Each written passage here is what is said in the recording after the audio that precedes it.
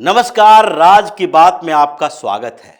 भ्रष्टाचार के मुद्दे पर दो नजरिया आजकल चल रहा है। एक तरफ विपक्षी पार्टी के कुछ नेता, कुछ राज्यों के सीएम और दूसरी तरफ भारतीय जनता पार्टी और प्रधानमंत्री नरेंद्र मोदी। प्रधानमंत्री नरेंद्र मोदी बार बार इस बात को दोहरा रहे हैं कि भ्रष्टाचार, करप्शन के साथ कोई भी समझौता नहीं किया जाएगा। उसके लिए अगर विपक्षी पार्टी के नेता मुद्दा बनाते हैं, विक्टिम कार्ड खेलने की कोशिश करते हैं, सुप्रीम कोर्ट में जाते हैं, फिर भी हम कंप्रोमाइज नहीं करेंगे। चाहे जितना भी हो जाए, जितना ये चिल्लाएं कि हमारे खिलाफ ईडी और सीबीआई का इस्तेमाल किया जा रहा है, फिर भी पीछे नहीं हटेंगे। सत्ता के लिए भ्रष्टाचार पर समझौता नहीं किया जाएगा। और ये बड़ा आदेश है जिसके कारण विपक्षी पार्टियों में कोहराम मचा हुआ है। ये सीधे ईडी के खिलाफ सुप्रीम कोर्ट चले जाते हैं, अलग अलग तरीके से सेटिंग करते हैं। एक दो तरीके नहीं है, अलग अलग तरीके हैं सेटिंग करने के। एक बार खुद ये 14 पार्टी के नेता सुप्रीम कोर्ट में गए और वहां पर क्या कहना शुरू कर दिया कि ये सुप्रीम कोर्ट में इस मामले की सुनवाई होनी चाहिए कि क्या ईडी और सीबीआई का इस्तेमाल केवल विपक्षी पार्टी के नेताओं के खिलाफ ही होगा। इस पर सुप्रीम कोर्ट ने सीधे कह दिया कि ये विपक्षी पार्टी के नेता और पक्ष के नेता क्या होते हैं। अगर भ्रष्टाचार नेता करता है तो फिर उसके खिलाफ भी कार्रवाई होगी, और जिसके खिलाफ कार्रवाई हो रही है वो पर्सनली सुप्रीम कोर्ट आ सकता है, उसके मामले की सुनवाई होगी। ऐसा नहीं है कि ये आदेश पारित कर दिया जाए कि किसी भी नेता के खिलाफ कार्रवाई ही ना करे।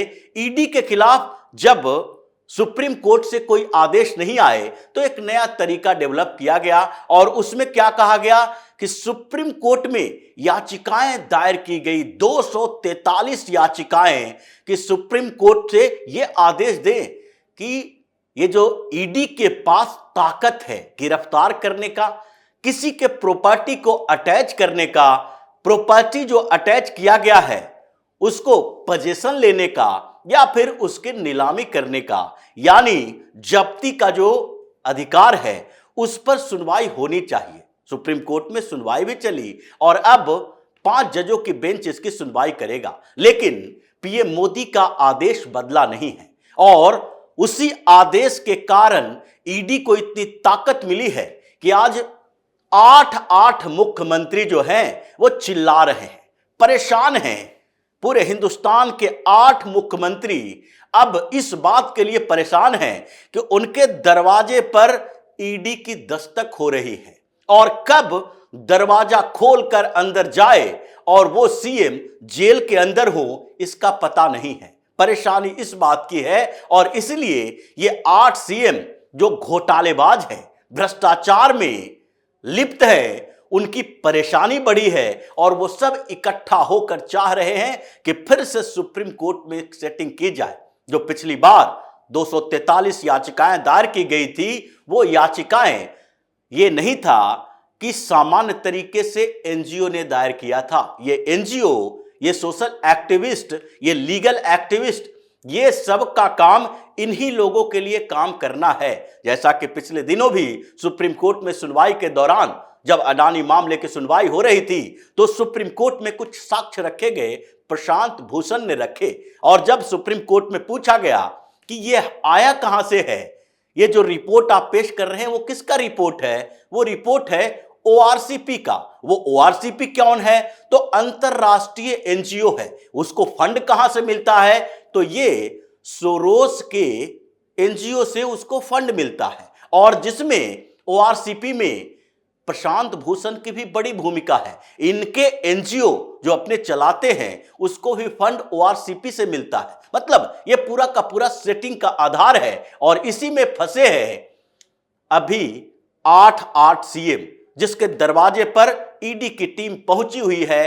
कभी भी दरवाजा खुलेगा और फिर उनको जेल के अंदर ले जाया जाएगा। उसमें से सबसे पहले नाम आ रहा है ममता बनर्जी का। ममता बनर्जी ने जिस तरह से पूरे बंगाल के अंदर घोटालों का साम्राज्य बनाया है और जिस तरीके से भारतीय जनता पार्टी पीएम मोदी और शाह से नफरत करने लगी है उस पर असर पड़ रहा है। पिछले दिनों अमित शाह की एक रैली निर्धारित हुई कोलकाता में, कोलकाता चलो अभियान पश्चिम बंगाल में, क्योंकि भारतीय जनता पार्टी ने एक स्ट्रेटजी बनाई है कि जहां जहां विपक्षी पार्टियों की सरकारें हैं वहां पर हम केंद्रीय योजनाओं के बारे में प्रचार करें और उसके लिए केंद्रीय मंत्रियों को जाना जरूरी है। पश्चिम बंगाल में इसकी शुरुआत अमित शाह करने वाले थे और वो आज कर भी चुके हैं, लेकिन इसके पहले जो उन्होंने प्रोग्राम बनाया तो इतना क्या हो गया कि ममता बनर्जी के पुलिस ने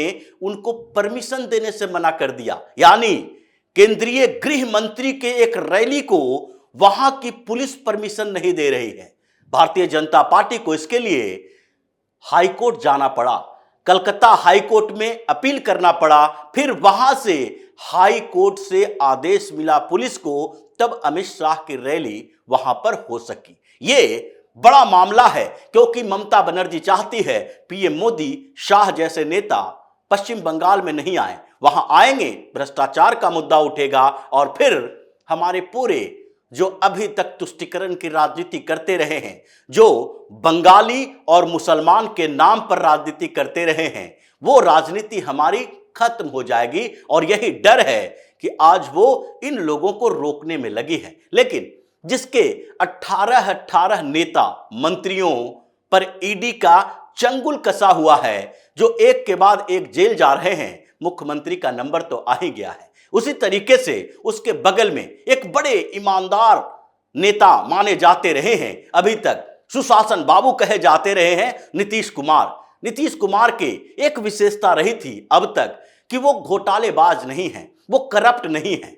हालांकि राजनीतिक चतुराई अलग है, वो पलटू हैं, वो माइंडसेट बना के रखते हैं, जहां उनको फायदा दिखेगा चले जाएंगे। लेकिन अभी तक ये छवि रही कि वो घोटालेबाज नहीं है, लेकिन उनकी ये छवि भी खत्म हो चुकी है क्योंकि 1600 करोड़ का एक एम्बुलेंस घोटाला सामने आया है। बिहार सरकार के एम्बुलेंस सर्विस को लेकर जो पटना हाईकोर्ट ने इशारा किया, टेंडर कैंसिल कर दिया क्योंकि नीतीश की सरकार ने अपने ही सांसद के परिवार वाली कंपनी पशुपतिनाथ प्राइवेट लिमिटेड को दे दिया पूरे एम्बुलेंस संचालित करने की ठेका, और उसमें भी इतने सारे गड़बड़ियां हैं कि हाई कोर्ट ने उस टेंडर को ही कैंसिल कर दिया।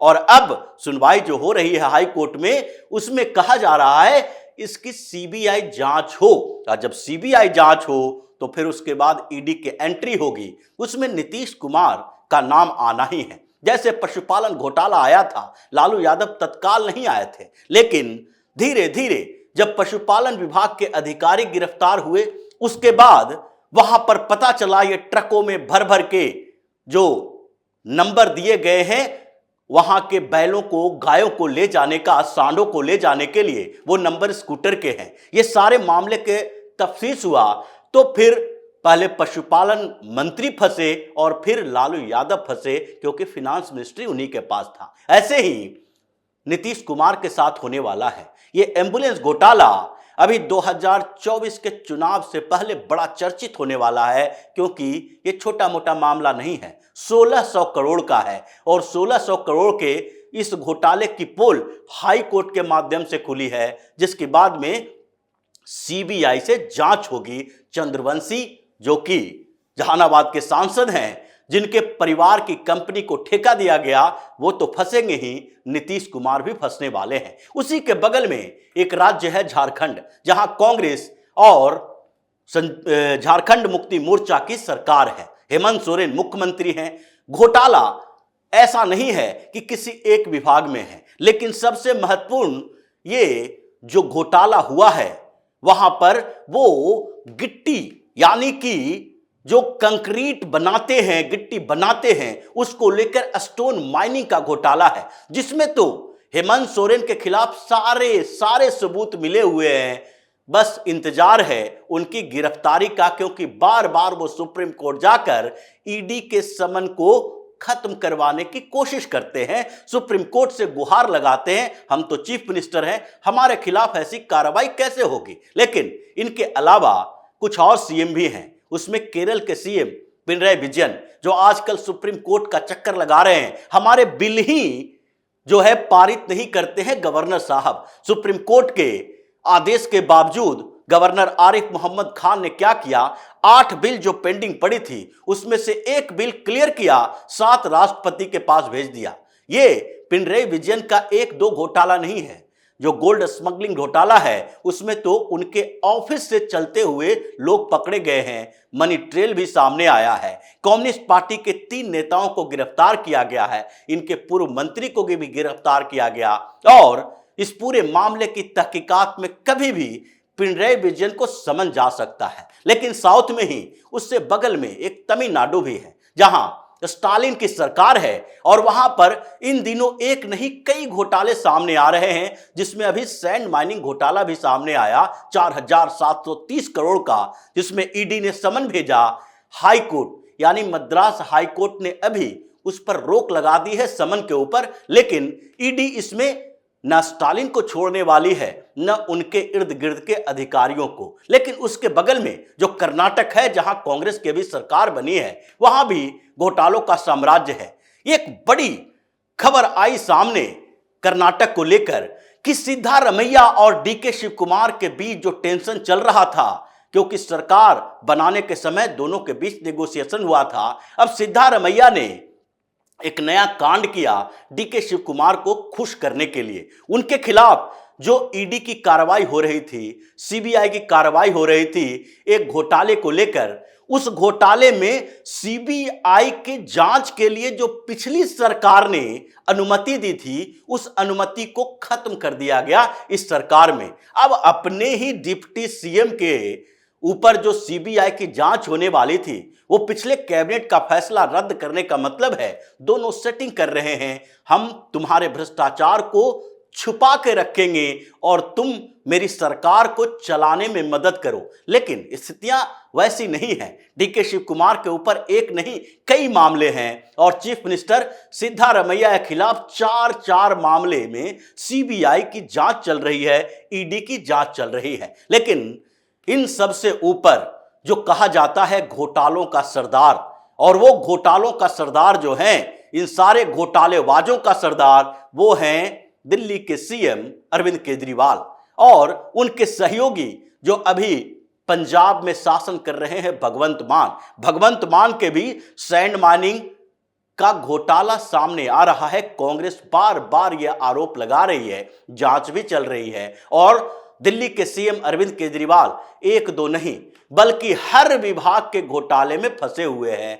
शराब घोटाले में ईडी ने समन दिया, ये असंवैधानिक कहकर उसे ठुकरा दिए। सुप्रीम कोर्ट में सारे लोग सेटिंग करने पहुंचे हुए रहते हैं कि किसी तरीके से कुछ समय और बच जाए, चुनाव हो जाए, परसेप्शन बदले ना, और इसके बाद जब सरकार हमारी बन जाएगी तो कुछ समय के लिए जेल के अंदर बाहर होते रहने से कोई फर्क नहीं पड़ेगा। मतलब पीएम मोदी का आदेश, ये 8 सीएम अब ऐसे छटपटा रहे हैं कि जैसे ईडी सबसे बड़ा कंपटीटर और दुश्मन इनका है, और इसीलिए ये सब लोग ईडी के खिलाफ शिकायत लेकर सुप्रीम कोर्ट पहुंचते हैं। अभी भी सुनवाई चल रही है, पता नहीं सुप्रीम कोर्ट का कौन सा आदेश आता है जिसके बाद संसद को ही भूमिका निभानी पड़ेगी, क्योंकि पीएमएलए के साथ छेड़छाड़ पीएम मोदी बर्दाश्त करने वाले नहीं हैं। तो इसी तरह की खबरों के साथ फिर से हाजिर होंगे, तब तक के लिए बने रहिए हमारे साथ और देते रहिए हमें सहयोग, ताकि इसी तरह की खबर हम आपके लिए लाते रहें।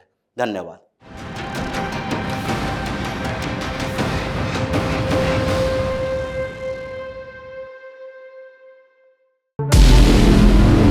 हमारे व्रत, हमारी परीक्षा, लक्ष्य तक पहुंचने की हमारी संयमित प्रतीक्षा।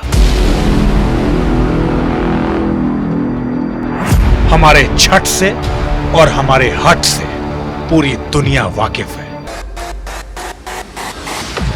हमें विकल्प पर नहीं, अपने दृढ़ संकल्प पर अटूट विश्वास है,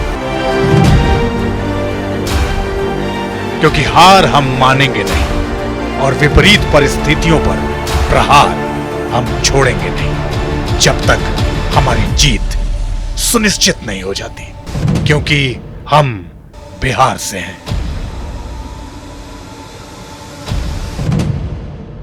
कैपिटल टीवी पर मैं अमित प्रकाश लेकर आ रहा हूं बिहार पर एक ब्रांड न्यू स्पेशल शो, हम बिहार से हैं।